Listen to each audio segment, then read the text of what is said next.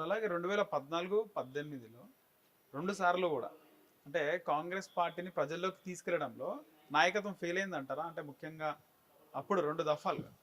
18 యాక్చువల్‌గా కాంగ్రెస్ పాజిటివ్ ఉండే. హ్మ్. 18 అది ముందస్తుకు పోవడం వల్ల అంటే 19 యాక్చువల్‌గా అది. సో, 1 19. ఇయర్ ముందుకు పోయిండ్రు. అది అండర్‌స్టాండింగ్‌తోనే పోయిండ్రు.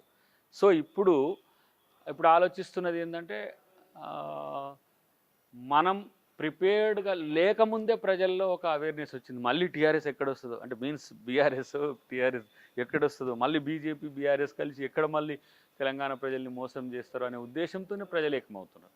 ప్రజలు ఏకమై నాయకులను ఏకం చేస్తుండ్రు. ఒక పెద్దాయన ఒక సేయింగ్ చెప్పిండు. ప్రజలందరూ కూడా కాంగ్రెస్ వైపు చూస్తున్నారు. హ్మ్. కాంగ్రెస్ నాయకులు కంప్లీట్‌గా ప్రజల వైపు చూడాలి. అప్పుడు ఈ సింక్ అయితది.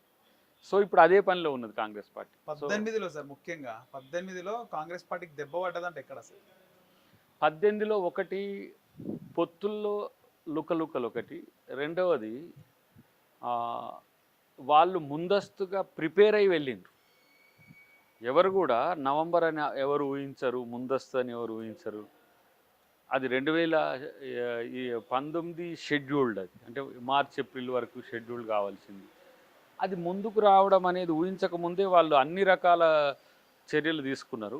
మా పొత్తులు, సీట్లు, ఎత్తుగడలు ఇవన్నీ కాకముందే ఏమైంది పూర్తిగా ఆళ్ళు నష్టపోయిన పరిస్థితి ఉన్నది. సో, అక్కడ కాంగ్రెస్ పార్టీ కొంత నష్టపోయిందని అనుకుంటున్నాం. తర్వాత అన్నిటికంటే ముఖ్యంగా రెడీనెస్ అనేది ఇంపార్టెంట్. ఇంపార్టెంట్. అది ఇప్పుడు ఎప్పుడు ఎన్నికలొచ్చినా కూడా ఇప్పుడు రెడీగా ఉంది కాంగ్రెస్ పార్టీ. అంటే కాంగ్రెస్ పార్టీ. మీన్స్ వాళ్ళు వ్యూహాత్మకంగా నెక్స్ట్ మంత్, ఆ నెక్స్ట్ మంత్, ఈ నెక్స్ట్ మంత్ లేకపోతే మళ్ళీ మేబీ జాన్యువరి అట్లా ఉన్నప్పటికి కూడా అది ఎట్లా స్ట్రెచ్ ఎట్లా వస్తే అట్లా దానికి మల్టీ యాక్షనబుల్‌గా కాంగ్రెస్ పార్టీ అధిష్టానం ఉన్నది. కాంగ్రెస్ పార్టీ అధ్యక్షుడు రేవంత్ రెడ్డి 2 వారాల కిందటే తెలంగాణ కాంగ్రెస్ పార్టీలో 2 పార్టీలు విలీనం అవ్వబోతున్నాయి అన్నారు.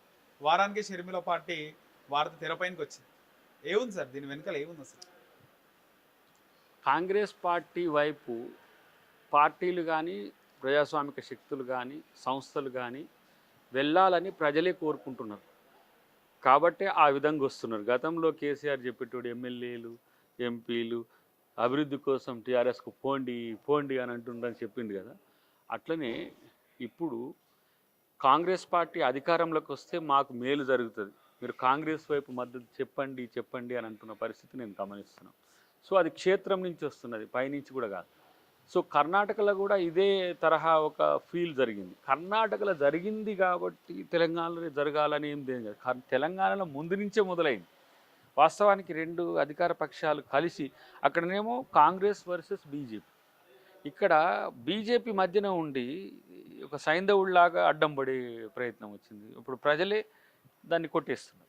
సో, దానివల్ల క్లియర్‌గా టీఆర్ఎస్ వర్సెస్ కాంగ్రెస్ అని అనుకున్నప్పుడు కాంగ్రెసే బెటర్ అనే ఒక ఆలోచనకి ఇప్పుడిప్పుడు ప్రజలు వస్తున్న పరిస్థితి.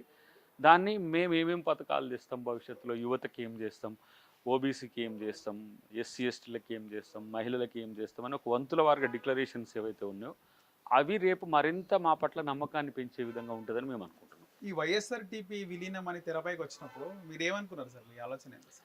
అది ఎత్తులైనా, పొత్తులైనా, ఎత్తుగడలైనా, వ్యూహాలైనా అధిష్టానము ఇక్కడ పీసీసీతో కలిసి సయోధ్య. జాతీయ స్థాయిలో చేసే ఒక ప్రక్రియ.